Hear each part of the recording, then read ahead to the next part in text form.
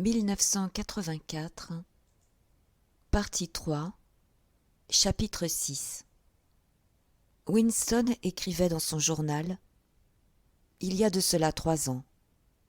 C'était par un sombre après-midi, dans une étroite rue de traverse, près de l'une des grandes gares de chemin de fer. Elle était debout près d'un porche, sous un réverbère qui éclairait à peine. Elle avait un visage jeune, recouvert d'une épaisse couche de fard. C'est en réalité le fard qui m'attire, sa blancheur analogue à celle d'un masque, et le rouge éclatant des lèvres. Les femmes du parti ne fardent jamais leur visage. Il n'y avait personne d'autre dans la rue, pas de télécran. Elle dit $2, Il était pour l'instant trop difficile de continuer. Winston ferma les yeux et les pressa de ses doigts pour essayer d'en expurger le tableau qui s'obstinait à revenir. Il sentait le désir, presque irrésistible, de proférer à tue-tête un chapelet d'injures, ou de se cogner la tête contre le mur, ou de donner des coups de pied à la table et de lancer l'encrier par la fenêtre, de faire n'importe quoi de violent, de bruyant ou de douloureux qui pourrait brouiller et effacer le souvenir qui le tourmentait. Le pire ennemi, réfléchit-il, est le système nerveux. À n'importe quel moment, la tension intérieure peut se manifester par quelques symptômes visibles. Il pensa à un homme qu'il avait croisé dans la rue il y avait quelques semaines. Un homme d'aspect tout à fait quelconque, un membre du parti, de 35 ans ou 40 ans, assez grand, mince, qui portait une serviette. Ils étaient à quelques mètres l'un de l'autre. Le côté gauche du visage de l'homme fut soudain tordu par une sorte de spasme.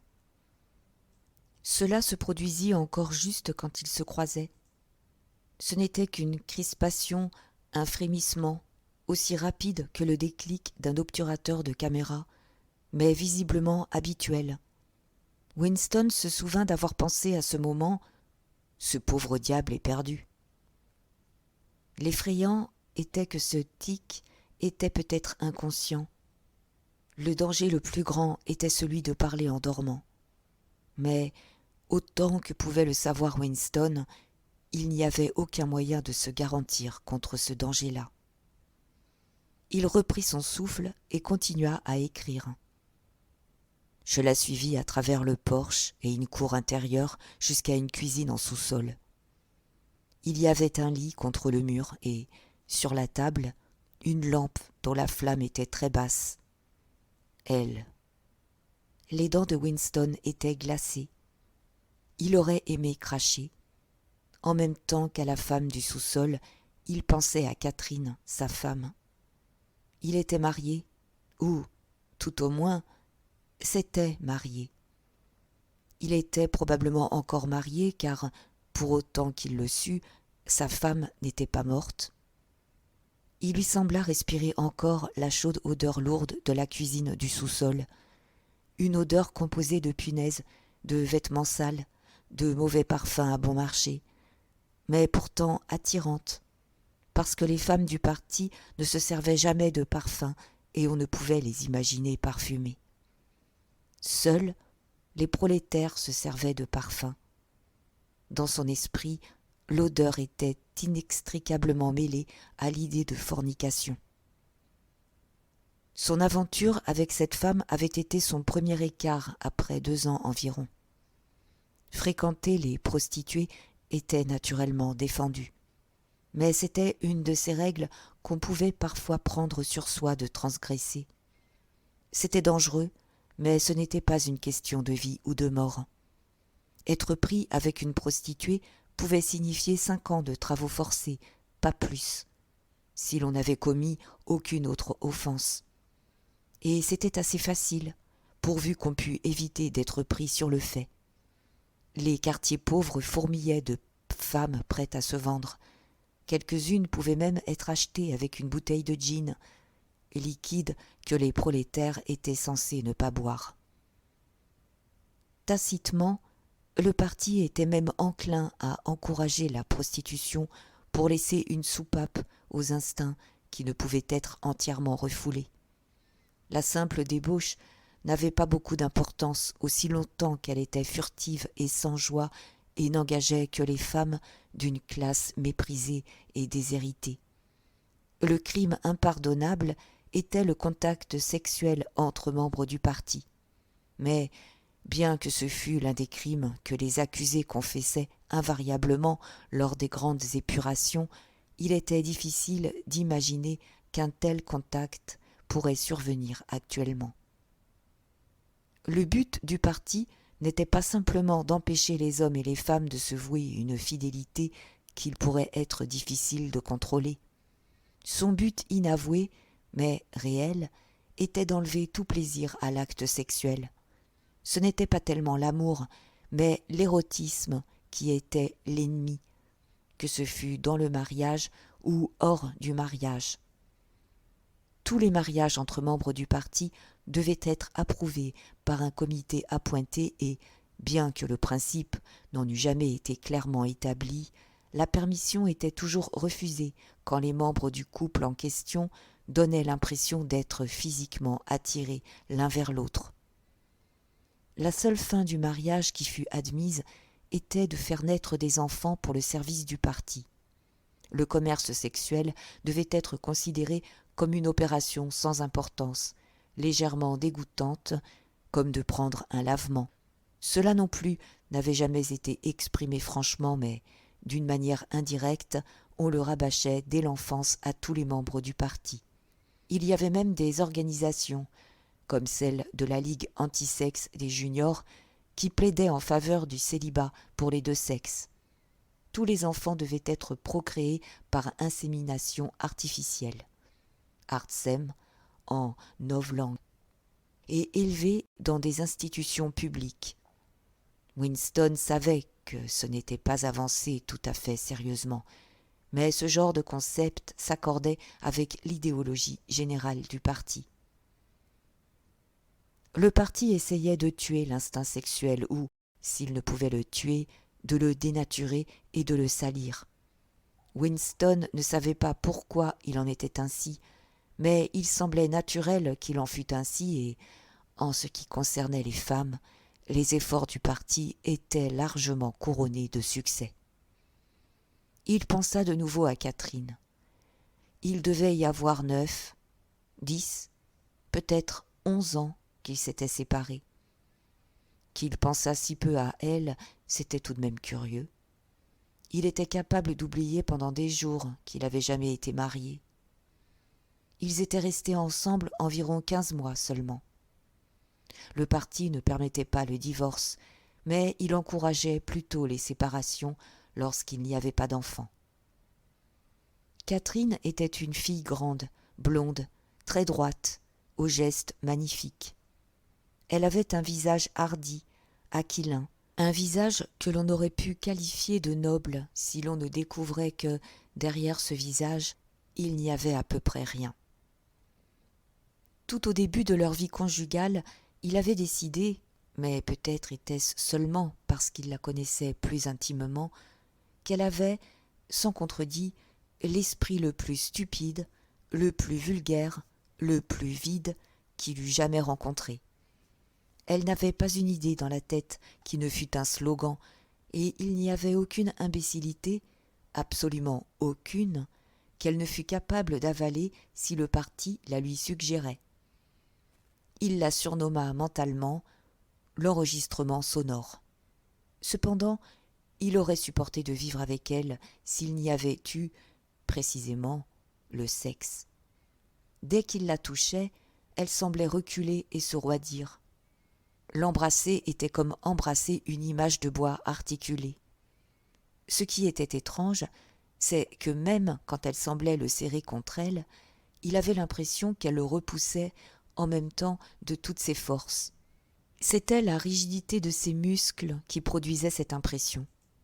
Elle restait étendue, les yeux fermés, sans résister ni coopérer, mais en se soumettant.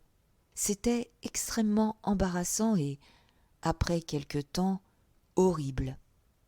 Même alors, il aurait supporté pourtant de vivre avec elle s'il avait été entendu qu'il y avait entre eux une séparation de corps.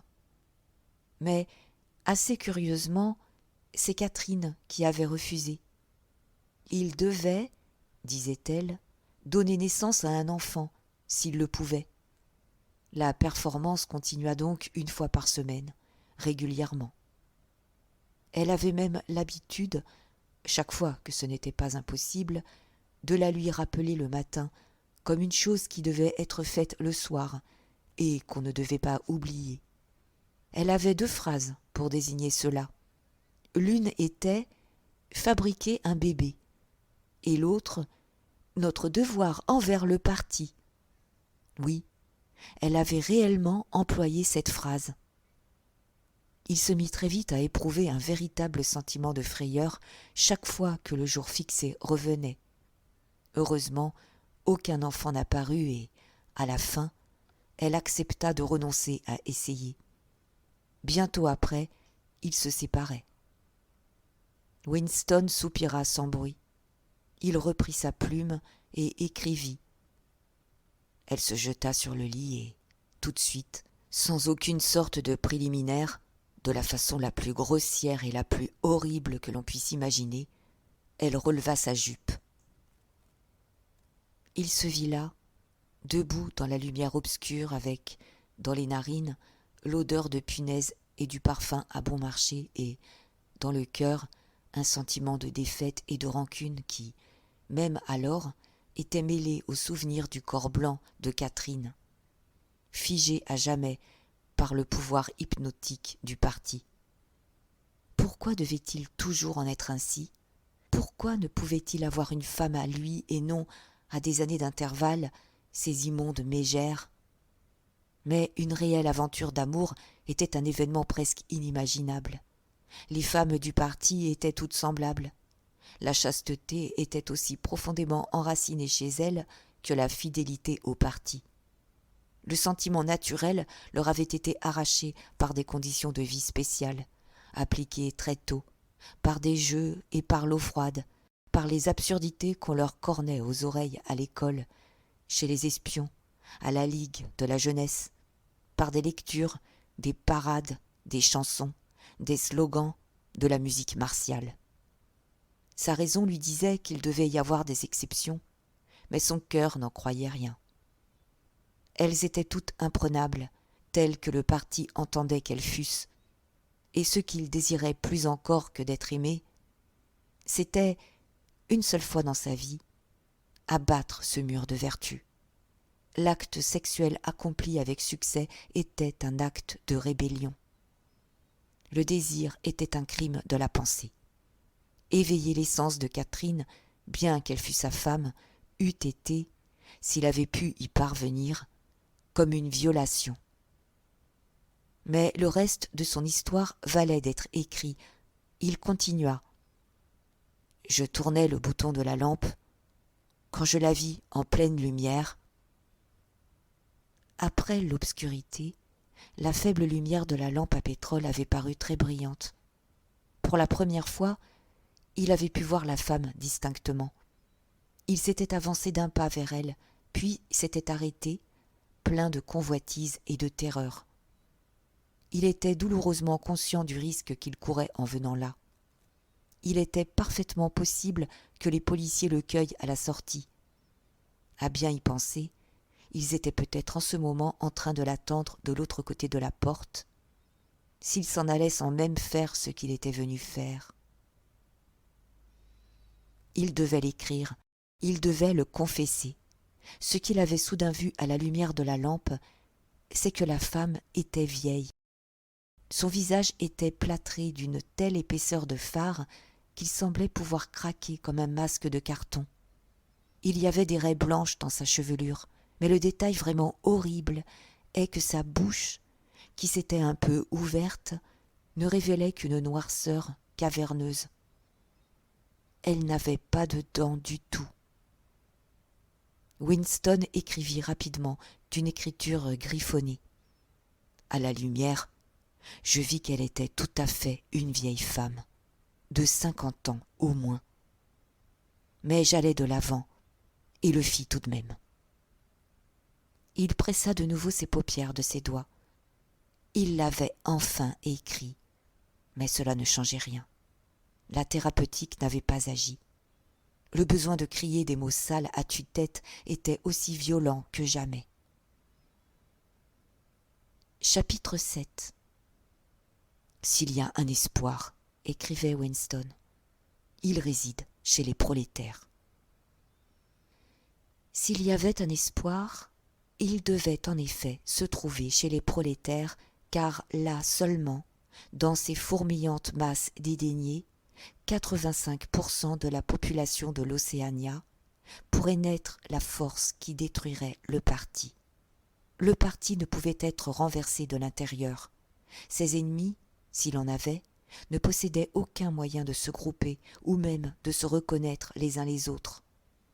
Si même la légendaire fraternité existait, ce qui était possible, il était inconcevable que ses membres puissent se rassembler en nombre supérieur à 2 ou 3. La rébellion, chez eux, c'était un regard des yeux, une inflexion de voix, au plus, un mot chuchoté à l'occasion. Mais les prolétaires n'auraient pas besoin de conspirer, si seulement ils pouvaient, d'une façon ou d'une autre, prendre conscience de leur propre force. Ils n'avaient qu'à se dresser et se secouer comme un cheval qui s'ébroue pour chasser les mouches. S'ils le voulaient, ils pouvaient, dès le lendemain, souffler sur le parti et le mettre en pièces. Sûrement, tôt ou tard, il leur viendrait à l'idée de le faire. Et pourtant, il se souvint qu'une fois, alors qu'il descendait une rue bondée de gens, une effrayante clameur d'une centaine de voix, des voix de femmes, avait éclaté un peu plus loin, dans une rue transversale. C'était un formidable cri de colère et de désespoir, un « Oh !» profond et retentissant, dont l'écho se prolongeait comme le son d'une cloche. Son cœur avait bondi. On a commencé, avait-il pensé, une émeute. À la fin, les prolétaires brisent leurs chaînes. Quand il arriva à l'endroit du vacarme, ce fut pour voir une cohue de 200 ou 300 femmes pressées autour des étals d'un marché en plein air. Elles avaient des visages aussi tragiques que si elles avaient été les passagers condamnés d'un bateau en train de sombrer. Mais à ce moment, le désespoir général se brisa en une multitude de querelles individuelles. Il apparut qu'à un des étals on vendait des casseroles de fer-blanc. C'était une camelote misérable, mais les ustensiles de cuisine étaient toujours difficiles à obtenir. Le stock s'était brusquement épuisé. Les femmes qui avaient réussi à en avoir, poussées et bousculées par les autres, essayaient de se retirer avec leurs casseroles, tandis que des douzaines d'autres criaient autour de l'étal, accusaient le vendeur de favoritisme et prétendaient qu'il avait des casseroles en réserve quelque part. Il y eut une nouvelle explosion de glapissements. 2 femmes énormes, dont l'une avait les cheveux défaits, s'étaient emparées de la même casserole et essayaient de se l'arracher l'une l'autre des mains. Elles tirèrent violemment toutes deux un moment, puis le manche se détacha. Winston les regarda avec dégoût. Pourtant, quelle puissance presque effrayante avait un moment sonné dans ce cri jailli de quelques centaines de gosiers seulement. Comment se faisait-il qu'ils ne pouvaient jamais crier ainsi pour des raisons importantes ? Winston écrivit. Ils ne se révolteront que lorsqu'ils seront devenus conscients, et ils ne pourront devenir conscients qu'après s'être révoltés. Cela, pensa-t-il, pourrait presque être une transcription de l'un des manuels du parti. Le parti prétendait, naturellement, avoir délivré les prolétaires de l'esclavage. Avant la Révolution, ils étaient hideusement opprimés par les capitalistes. Ils étaient affamés et fouettés. Les femmes étaient obligées de travailler dans des mines de charbon. Des femmes, d'ailleurs, travaillaient encore dans des mines de charbon. Les enfants étaient vendus aux usines à l'âge de 6 ans.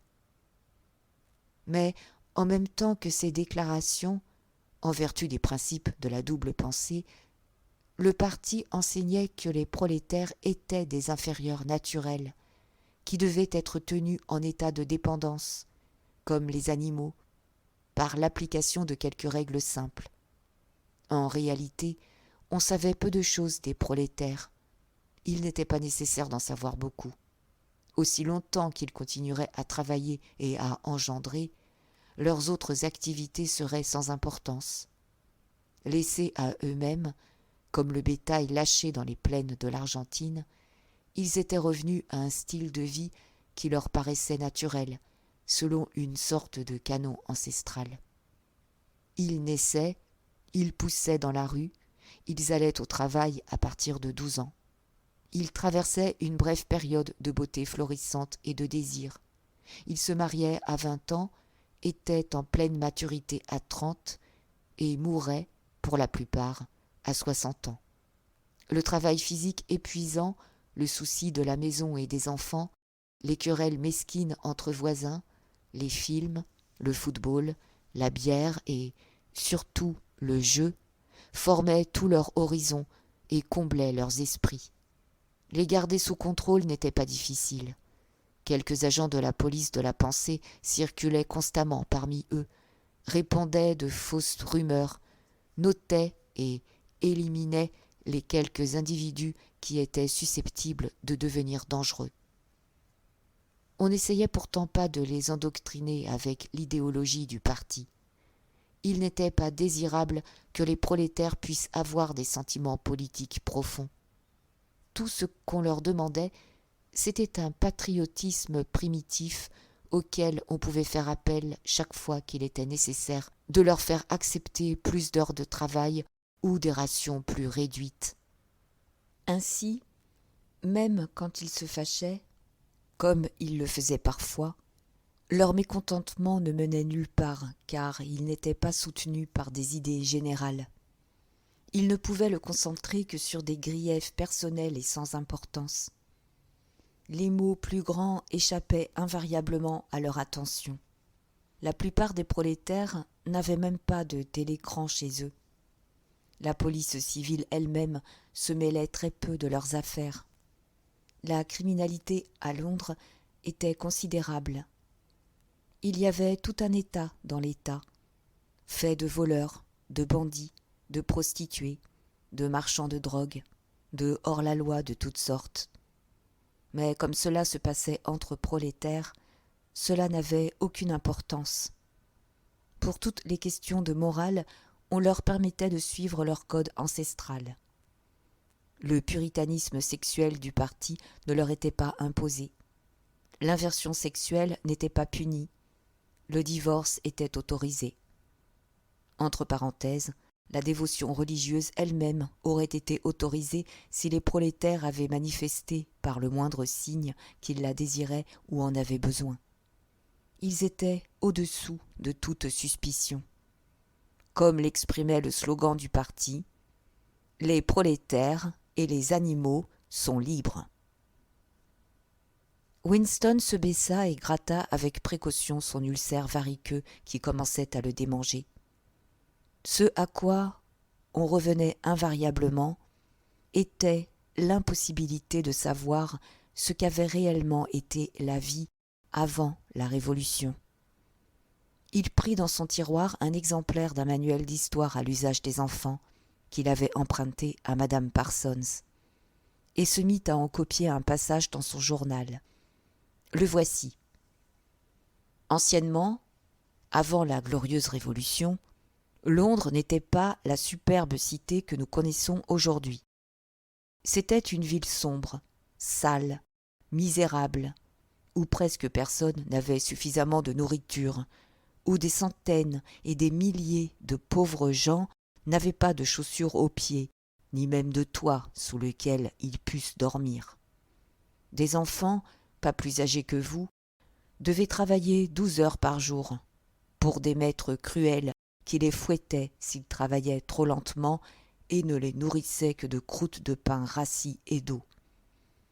Au milieu de cette horrible pauvreté, il y avait quelques belles maisons, hautes et larges, où vivaient des hommes riches, qui avaient, pour les servir, jusqu'à 30 domestiques. C'étaient des hommes gras et laids, au visage cruel, comme celui que vous voyez sur l'image de la page ci-contre.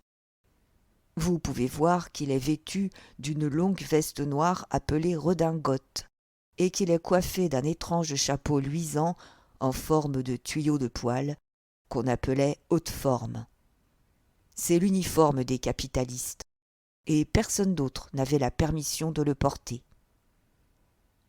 Les capitalistes possédaient tout, et tous les autres hommes étaient leurs esclaves. Ils possédaient toute la terre, toutes les maisons, toutes les usines, tout l'argent. Ils pouvaient, si quelqu'un leur désobéissait, le jeter en prison ou lui enlever son gagne-pain et le faire mourir de faim. Quand une personne ordinaire parlait à un capitaliste, elle devait prendre une attitude servile, saluer, enlever sa casquette et donner du « Monseigneur ». Le chef de tous les capitalistes s'appelait le roi et... Mais Winston savait le reste de l'énumération. On mentionnerait les évêques et leurs manches de fine batiste, les juges dans leurs robes d'hermine, les piloris de toutes sortes, les moulins de discipline, le chat à 9 queues, le banquet du lord maire, la coutume d'embrasser l'orteil du pape. Il y avait aussi ce qu'on appelait le droit de cuissage, qui n'était probablement pas mentionné dans un livre pour enfants. C'était la loi qui donnait aux capitalistes le droit de coucher avec n'importe laquelle des femmes qui travaillaient dans leurs usines. Comment, dans ce récit, faire la part du mensonge ? Ce pouvait être vrai, que le niveau humain fût plus élevé après qu'avant la Révolution. La seule preuve du contraire était la protestation silencieuse que l'on sentait dans la moelle de ses os. C'était le sentiment instinctif que les conditions dans lesquelles on vivait étaient intolérables et qu'à une époque quelconque, elles devaient avoir été différentes. L'idée lui vint que la vraie caractéristique de la vie moderne était, non pas sa cruauté, son insécurité, mais simplement son aspect nu, terne, soumis. La vie, quand on regardait autour de soi, n'offrait aucune ressemblance, non seulement avec les mensonges qui s'écoulaient des télécrans, mais même avec l'idéal que le parti essayait de réaliser. D'importantes tranches de vie, même pour un membre du parti, étaient neutres et en dehors de la politique. Peiner à des travaux ennuyeux, se battre pour une place dans le métro, repriser des chaussettes usées, mendier une tablette de saccharine, mettre de côté un bout de cigarette. L'idéal fixé par le parti était quelque chose d'énorme, de terrible, de rayonnant, un monde d'acier et de béton, de machines monstrueuses et d'armes terrifiantes, une nation de guerriers et de fanatiques qui marchaient avec un ensemble parfait, pensaient les mêmes pensées, clamaient les mêmes slogans, qui perpétuellement travaillaient, luttaient, triomphaient et persécutaient. C'étaient 300 millions d'êtres au visage semblable. La réalité montrait des cités délabrées et sales où des gens sous-alimentés traînaient çà et là des chaussures crevées dans des maisons du XIXe siècle rafistolées qui sentaient toujours le chou et les cabinets sans confort. Winston avait, de Londres, la vision d'une cité vaste et en ruine, peuplée d'1 million de poubelles et, mêlé à cette vision, il voyait un portrait de Madame Parsons, d'une femme au visage ridé et aux cheveux en mèche, farfouillant sans succès dans un tuyau de vidange bouché. Il se baissa et gratta encore son coup de pied. Tout au long du jour et de la nuit, les télécrans vous cassaient les oreilles avec des statistiques qui prouvaient que les gens, aujourd'hui, avaient plus de nourriture, plus de vêtements, qu'ils avaient des maisons plus confortables, des distractions plus agréables, qu'ils vivaient plus longtemps, travaillaient moins d'heures, étaient plus gros, en meilleure santé, plus forts, plus heureux, plus intelligents, mieux élevés que les gens d'il y avait 50 ans. Pas un mot de ces statistiques ne pouvait jamais être prouvé ou réfuté. Le parti prétendait, par exemple, qu'aujourd'hui 40% des prolétaires adultes savaient lire et écrire. Avant la Révolution, disait-on, leur nombre était seulement de 15%. Le parti clamait que le taux de mortalité infantile était maintenant de 160 pour 1000 seulement, tandis qu'avant la Révolution, il était de 300 pour 1000. Et ainsi de tout. C'était comme si on avait une seule équation à deux inconnus. Il se pouvait fort bien que, littéralement, tous les mots des livres d'histoire, même ce que l'on acceptait sans discussion, soient purement fantaisistes. Pour ce qu'on en savait, il se pouvait qu'il n'y eût jamais eu de loi telle que le droit de cuissage, ou de créature telle que le capitaliste, ou de chapeau tel que le haute forme. Tout se perdait dans le brouillard. Le passé était raturé, la rature oubliée, et le mensonge devenait vérité. Une seule fois, au cours de sa vie, après l'événement, c'est ce qui comptait, il avait possédé la preuve palpable, irréfutable, d'un acte de falsification. Il l'avait tenu entre ses doigts au moins 30 secondes. Ce devait être en 1973. En tout cas, c'était à peu près à l'époque où Catherine et lui s'étaient séparés. Mais la date à considérer était antérieure de 7 ou 8 années. L'histoire commença en vérité vers 1965, à l'époque des grandes épurations par lesquelles les premiers meneurs de la Révolution furent balayés pour toujours. Vers 1970, il n'en restait aucun, sauf Big Brother lui-même. Tous les autres, à ce moment, avaient été démasqués comme traîtres et contre-révolutionnaires. Goldstein s'était enfui et se cachait, nul ne savait tout. Pour ce qui était des autres, quelques-uns avaient simplement disparu. Mais la plupart avaient été exécutés après de spectaculaires procès publics au cours desquels ils confessaient leurs crimes. Parmi les derniers survivants, il y avait 3 hommes nommés Jones, Aronson et Rutherford. Ce devait être en 1965 que ces 3-là avaient été arrêtés. Comme il arrivait souvent, ils avaient disparu pendant plus d'1 an, de sorte qu'on ne savait pas s'ils étaient vivants ou morts, puis, soudain, on les avait ramenés à la lumière afin qu'ils s'accusent, comme à l'ordinaire. Ils s'étaient accusés d'intelligence avec l'ennemi. À cette date aussi, l'ennemi c'était l'Eurasia. De détournement de fonds publics, du meurtre de divers membres fidèles au parti, d'intrigues contre la direction de Big Brother, qui avait commencé longtemps avant la Révolution, d'actes de sabotage qui avaient causé la mort de centaines de milliers de personnes. Après ces confessions, ils avaient été pardonnés, réintégrés dans le parti et nommés à des postes honorifiques, qui étaient en fait des sinécures. Tous 3 avaient écrit de longs et abjects articles dans le Times pour analyser les raisons de leur défection et promettre de s'amender. Quelque temps après leur libération, Winston les avait vus tous 3 au café du Châtaignier. Il se rappelait cette sorte de fascination terrifiée qui l'avait incité à les regarder du coin de l'œil. C'étaient des hommes beaucoup plus âgés que lui, des reliques de l'ancien monde, les dernières grandes figures, peut-être, des premiers jours héroïques du parti. Le prestige de la lutte clandestine et de la guerre civile s'attachait encore à eux dans une faible mesure.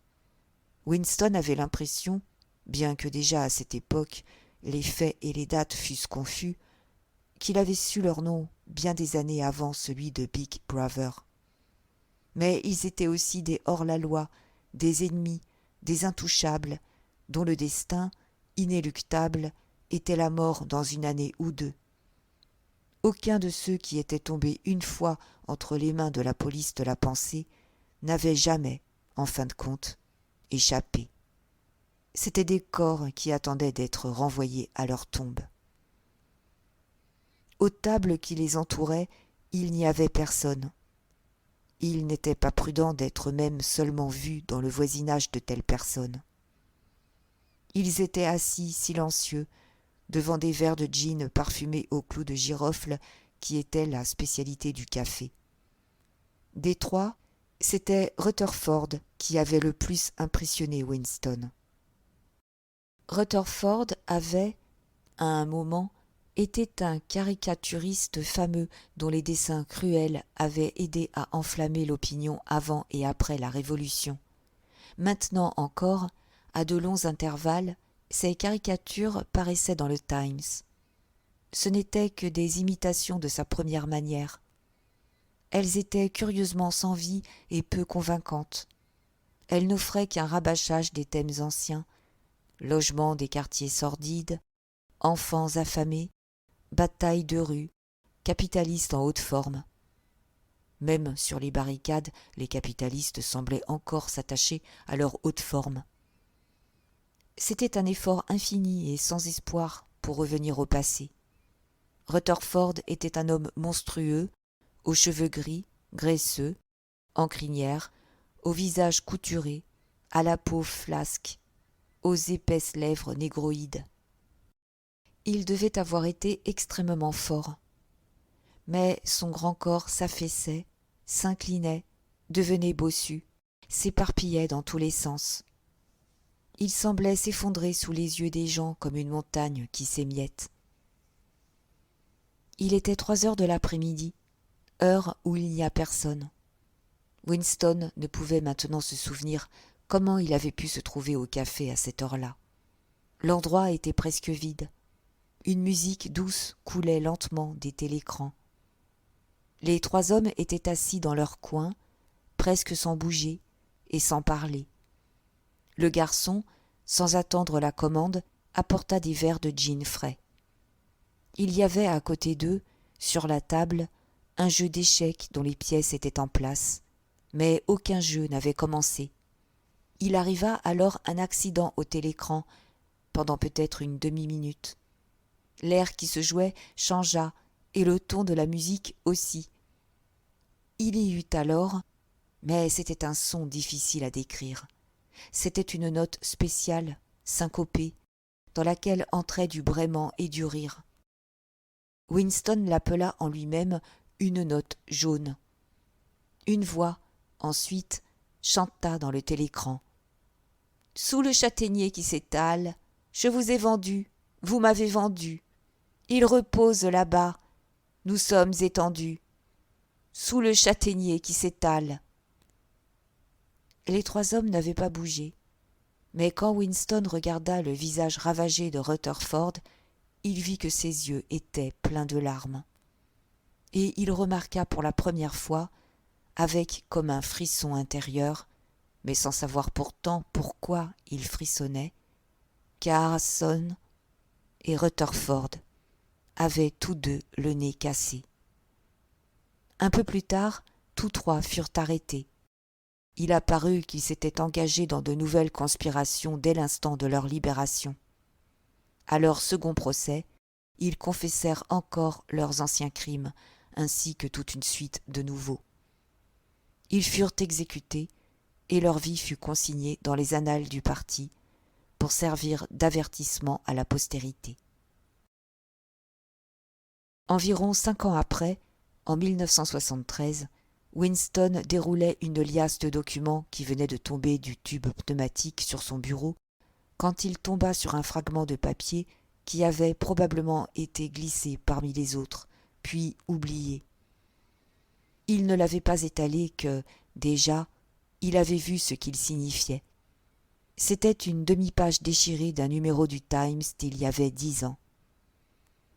Comme c'était la moitié supérieure de la page, elle portait la date. Cette page présentait une photo des délégués à une réunion du parti qui se tenait à New York. Au milieu du groupe, on pouvait remarquer Jones, Harrison et Rutherford. On ne pouvait se tromper. D'ailleurs, leur nom figurait dans la légende, au-dessous de la photo. Le fait était qu'aux 2 procès, les 3 hommes avaient confessé qu'à cette date, ils se trouvaient sur le sol eurasien. Ils avaient pris l'avion à un aérodrome secret du Canada pour aller à un rendez-vous quelque part en Sibérie. Là, ils avaient conféré avec des membres de l'état-major eurasien à qui ils avaient confié d'importants secrets militaires. La date s'était fixée dans la mémoire de Winston parce qu'il se trouvait que, par hasard, c'était le jour de la Saint-Jean. Mais l'histoire complète devait se trouver sur d'innombrables autres documents. Il n'y avait qu'une seule conclusion possible. Les confessions étaient des mensonges. Naturellement, cette conclusion n'était pas en elle-même une découverte. Même à cette époque, Winston n'imaginait pas que les gens qui étaient anéantis au cours des épurations avaient réellement commis les crimes dont on les accusait. Mais ceci était une preuve concrète. C'était un fragment du passé aboli. C'était le fossile qui, découvert dans une couche de terrain où on ne croyait pas le trouver, détruit une théorie géologique. Ce document, s'il avait pu être publié et expliqué, aurait suffi pour faire sauter le parti et le réduire en poussière. Winston avait continué à travailler. Sitôt qu'il avait vu ce qu'était la photographie et ce qu'elle signifiait, il l'avait recouverte d'une autre feuille de papier. Heureusement, quand il l'avait déroulée, elle s'était trouvée à l'envers par rapport au télécran. Il posa son sous-main sur ses genoux et recula sa chaise pour se placer aussi loin que possible du télécran. Garder un visage impassible n'était pas difficile et, avec un effort, on peut contrôler jusqu'au rythme de sa respiration. Mais on ne peut maîtriser les battements de son cœur, et le télécran était assez sensible pour les relever. Il laissa passer, autant qu'il put en juger, 10 minutes, pendant lesquelles il fut tourmenté par la crainte que ne le trahisse quelque accident.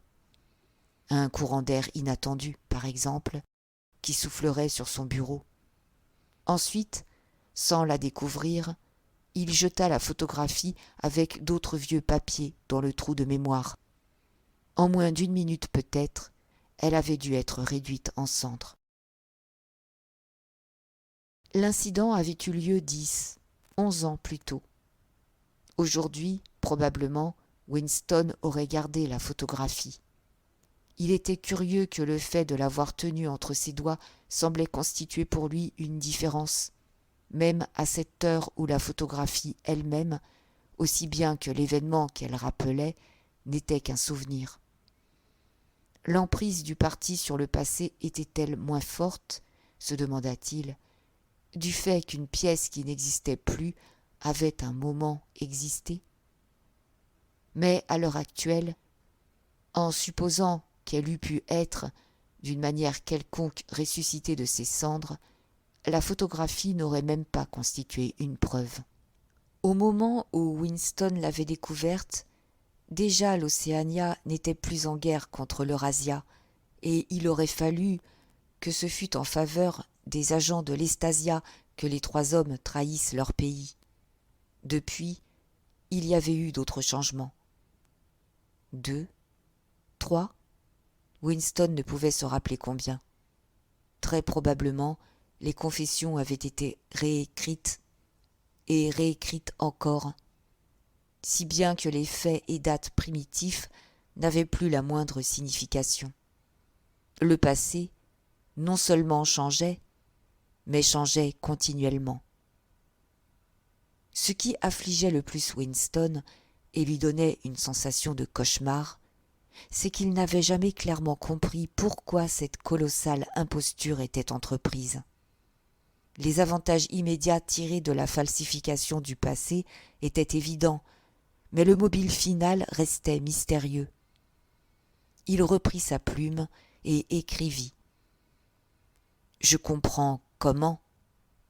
Je ne comprends pas pourquoi. » Il se demanda, comme il l'avait fait plusieurs fois déjà, s'il n'était pas lui-même fou. Peut-être un fou n'était-il qu'une minorité réduite à l'unité? À une certaine époque, c'était un signe de folie que de croire aux révolutions de la Terre autour du Soleil. Aujourd'hui, la folie était de croire que le passé était immuable. Peut-être était-il le seul à avoir cette croyance. S'il était le seul, il était donc fou. Mais la pensée d'être fou ne le troublait pas beaucoup. L'horreur était qu'il se pouvait qu'il se trompât. Il prit le livre d'histoire élémentaire et regarda le portrait de Big Brother qui en formait le frontispice. Les yeux hypnotiseurs le regardaient dans les yeux.